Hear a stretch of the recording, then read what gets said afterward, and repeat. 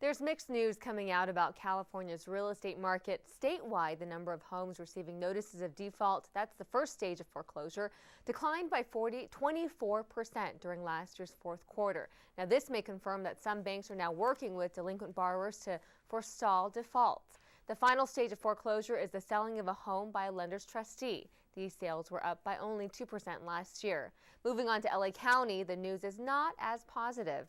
Los Angeles County homes that are slipping towards foreclosure increased by 15% during the same time period. Here in Torrance, property values have gone up close to 2%. And in this story from last August, reporter Jonathan Tamayo tells us how the city continues to avoid the burst of the housing bubble. While most real estate markets are looking for renters and buyers for foreclosed homes, the South Bay isn't. Walking down the street, you'd expect dozens of empty homes on the market in this housing crisis, but not here in Torrance. The reason is the community. It's just a very desirable place with the climate, with the quality of life, the track record of the police and fire department, the schools. Overall, I think people want to move into the South Bay. That's why analysts are saying a high demand to live in the city is what's attracting more families to Torrance. What I tell people is if you are buying a home, you want to think of it as somewhere where you're going to create memories with your children and your family, and that's why you're buying a home, to not buy it as an investment. Independent reports support this claim and show Torrance has had less foreclosures than other cities in LA County. In addition, the rate of homes sold in Torrance is above average during the month of June. But it's not just the city's quality of life that's prevented foreclosures. The city believes Torrance's focus on developing businesses instead of residential areas also played a part. I think the areas where they saw a lot of foreclosures is where they were developing larger tracts of housing. And although the economy has driven property value down, Torrance real estate has only depreciated by 16%. Making houses once worth over $500,000 seem appealing and affordable to buyers in the long run. Either way, economists and realtors say it's a buyer's market. At some point, home values will turn around.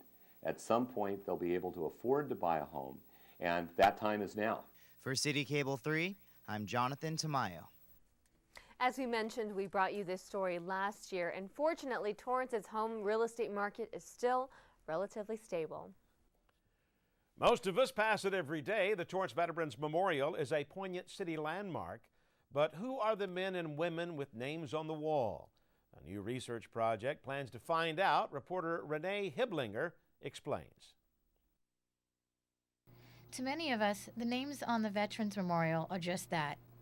I thought it would be an excellent idea to gather some information on sort of a personal level, biographical type of thing for these 146 heroes. Ronan knew some of the veterans listed on the wall, but since time is precious, he knew he needed to put a face to the names he didn't know. As time goes on, as a World War II veteran, I'm realizing that most of my associates and comrades are gone. A member of the Historical Society, Ronan enlisted board member Michael George, who works as a research librarian in the city. Together they held a how-to seminar in helping the volunteers find information about the vets they chose. It's detective work. You could start with the military records, go to the city directories, going through the high school yearbooks. Most of the volunteers are older and maybe history buffs, but might find it hard to research the information they need online. You could put in the name of your person, and it should spit out an obit.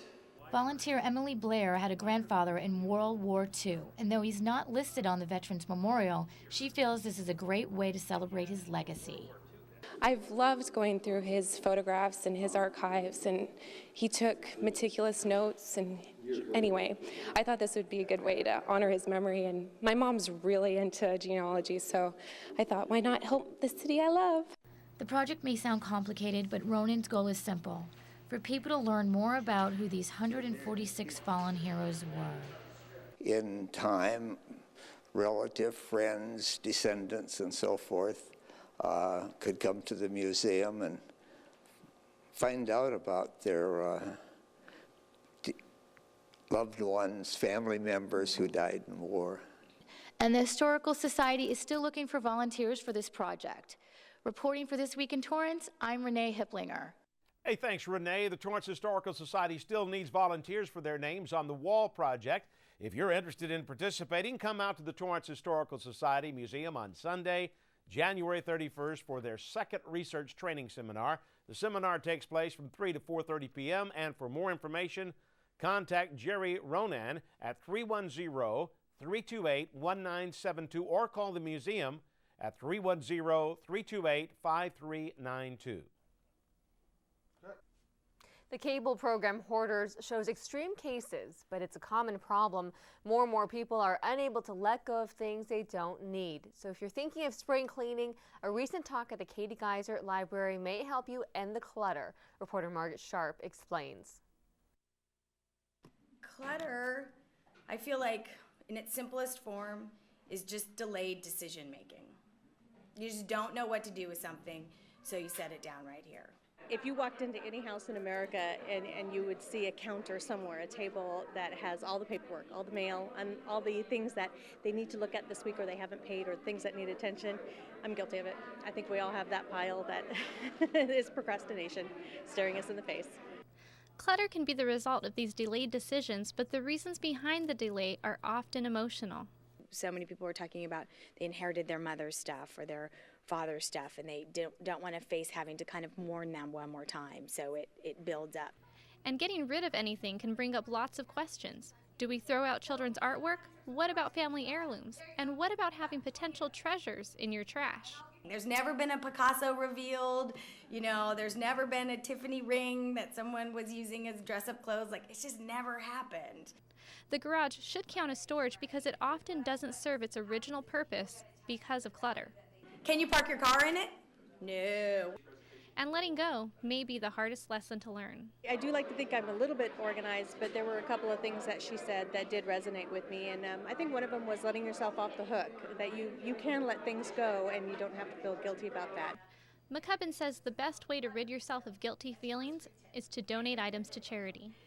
McCubbin urges people to get rid of the junk and end the clutter. For City Cable 3, I'm Margaret Sharp. If you need to end the clutter and these tips aren't enough to get you started, a professional organizer may be able to help. For more information, go to declutterfly.com. One place that benefits from ending the clutter is also expanding. A 3-day celebration marked the opening of a well-known store here in Torrance. But while the location may be brand new, the merchandise is not, and that's what makes it so popular. Reporter Shantae Passmore has the story. Some shoppers know a good deal when they see one, so it was no surprise when customers visited the new Torrance Goodwill on opening weekend. If you're looking for clothes, they have them. Patio furniture, check. Maybe even a bike, double check. I first check furniture. I always check furniture. Then I also check glassware. I'm always looking for just little containers that are glass. And then thirdly, I check clothes. Shopping at Goodwill is like looking for buried treasure. You'll never know what you might find. The rule of thumb is if it would be something that you would give to a neighbor or a friend, it'd be something you'd be able to donate to Goodwill. Regardless of what shoppers are looking for, there are usually 2 reasons for shopping at Goodwill. Price. And quality. Quality. This latest addition makes a total of 17 Goodwill stores in southern Los Angeles County. And this store is just a few miles away from another Torrance Goodwill. Guy says it's all about the demand. We had one on Pacific Coast Highway in Lomita. It was a smaller store, and we found this location to be a larger location to have more merchandise, as well as an opportunity for more people to be able to donate. And another good reason for shopping at Goodwill, you won't ever have to pay any sales tax. For This Week in Torrance, I'm Shantae Passmore. Thank you, Shantae. The newest Goodwill location in Torrance is located at 24425 Crenshaw Boulevard. That's next to the Kohl's and behind Howard Appliances. For more information, go to goodwill.org. Coming up, a look at the local sports scene and information on how you can donate to the Haitian relief effort. That's after the break. Now here's a look at your 5-day forecast.